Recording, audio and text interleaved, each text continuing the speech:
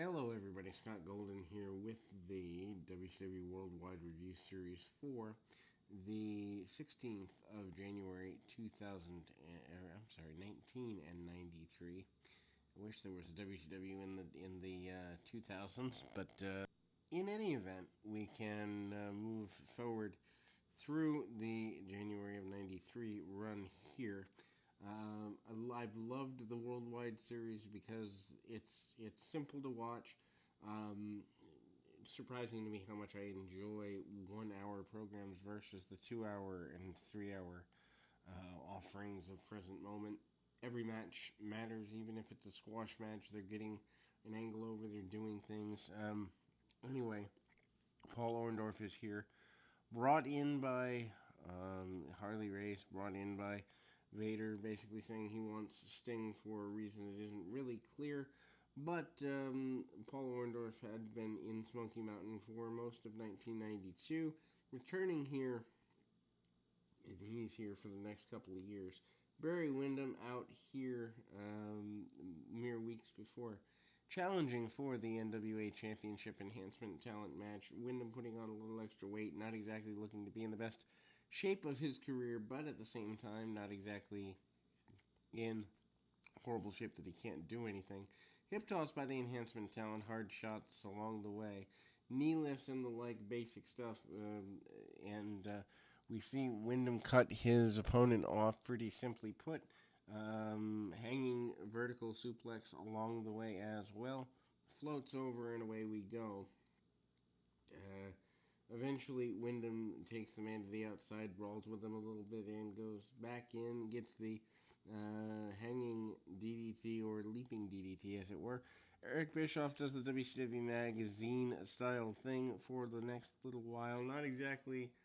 I'm not really a fan of the way WCW does this. They do several segments over the course of the program rather than doing a 3 to 5 minute segment or even seven of highlights if they had to. But again, maybe they're trying to break up the pacing or do something of that general nature. Anyway, we go back to enhancement talent matches here.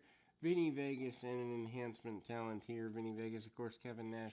Hard shots along the way. Irish whip from Nash. Nash with a big clothesline. Gets all he wants there.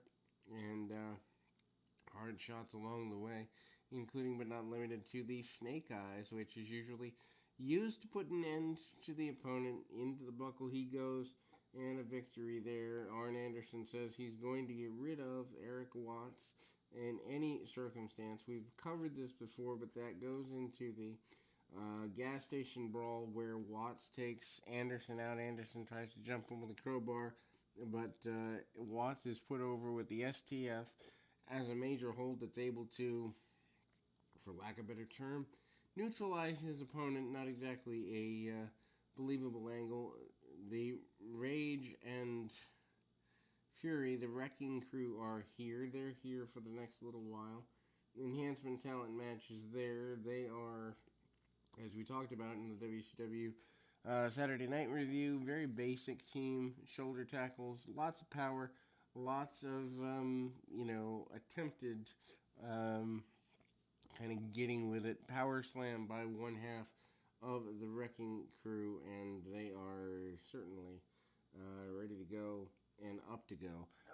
Cut off, including dropping of the elbow and other basic aggressive maneuvers. Simply put, dropping the leg across the throat and such there. Hard shots by the enhancement talent, a couple of drop kicks, and honestly, match goes on longer than it should in all seriousness. Wrecking Crew eventually does win with a modified, almost, I'd say, backbreaker sledge type maneuver. The win of the Wrestler of the Year and the Rookie of the Year in the Pro Wrestling Illustrated Awards are acknowledged, or Inspirational Wrestler of the Year for Ron Simmons, Rookie of the Year for none other than Eric Watts, which, I don't know, strikes me as odd to do that quickly. highlights of the Vader and Simmons series there. Simmons says he wants to inspire kids. He's interested in doing that.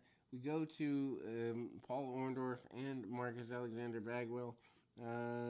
Good go around power by Orndorff for a while. Short knee lifts and drop kicks by Bagwell. Bagwell treated like a reasonably moderate babyface star at the time.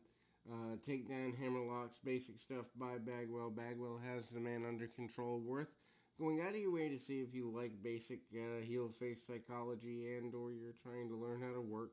Cranking up on the arm with the shoulder tackle there.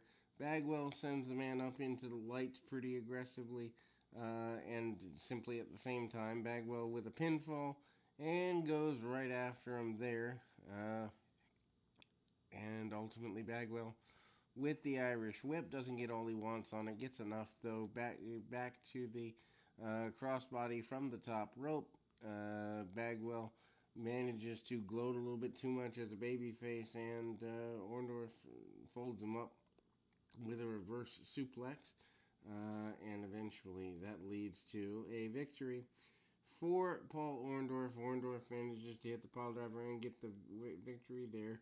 Highlights of the King of Cable from Starrcade, Sting and Vader. Hype for Super Brawl coming up, and of course White Castle of Fear at Super Brawl 93 is here. Flying Brian and Steve Austin, later known as the Hollywood Blondes, not using the name quite yet in the next matchup here. And Z-Man, Tom Zink, and Johnny Gunn are the opponents. Can't believe they give them 10 minutes, but they do. Z-Man Zink has been around since about 1990 or so in the area. Zink botching his chance in WWF as part of the Can-Am connection. He is not there very long. Zink goes up to the top rope against his former tag team partner Pillman from 1990.